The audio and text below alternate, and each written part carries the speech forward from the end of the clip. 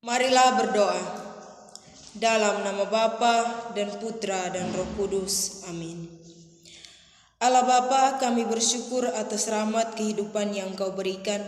Semoga hati kami senantiasa memadakan syukur dan bibir kami memuji-muji nama-Mu sepanjang hidup kami. Marilah kita mendengarkan sabda Tuhan. Injil Lukas bab 5 ayat 1 sampai dengan 11.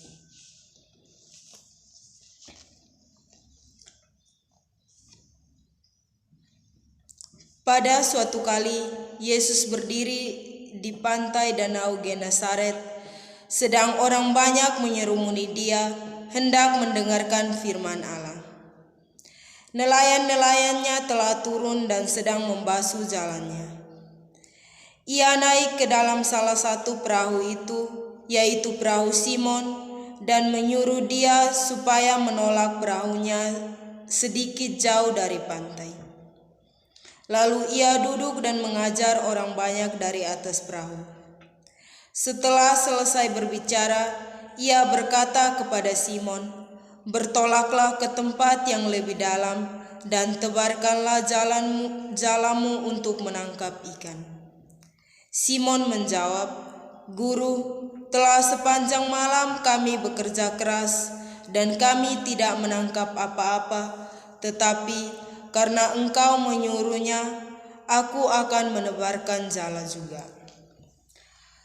Dan setelah mereka melakukannya, mereka menangkap sejumlah besar ikan sehingga jala mereka mulai koyak. Lalu mereka memberikan isyarat kepada teman-temannya di perahu yang lain supaya mereka datang membantunya. Dan mereka itu datang, lalu mereka bersama-sama mengisi kedua perahu itu dengan ikan hingga hampir tenggelam. Ketika Simon Petrus melihat hal itu, ia tersungkur di depan Yesus dan berkata, "Tuhan, pergilah daripadaku karena aku ini seorang berdosa."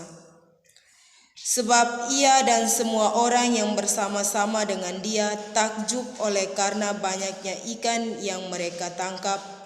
Demikian juga Yakobus dan Yohanes, anak-anak Zebedeus, yang menjadi teman Simon. Kata Yesus kepada Simon, "Jangan takut, mulai dari sekarang engkau akan menjala manusia." Dan sesudah mereka menghela perahu-perahunya ke darat, mereka pun meninggalkan segala sesuatu lalu mengikuti Yesus. Demikianlah sabda Tuhan. Terpujilah Kristus. Saudara-saudari yang terkasih dalam Kristus, pengalaman batin berjumpa dengan Tuhan dapat betul-betul menggerakkan orang dan membukakan lembaran baru dalam kehidupan. Orang tidak berhenti pada rasa terpaku atau gentar yang pasif melulu.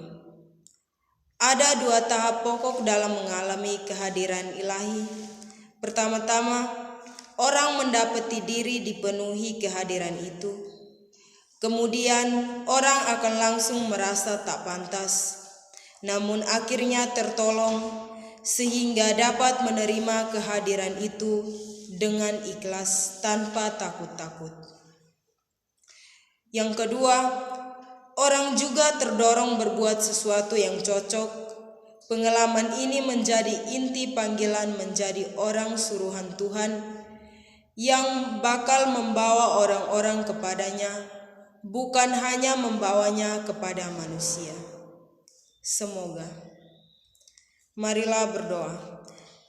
Allah Bapa dalam kerajaan surga, puji dan syukur kami haturkan kehadirat-Mu, karena begitu besar cinta dan kasih-Mu sehingga Engkau membimbing kami dari awal permenungan hingga akhir.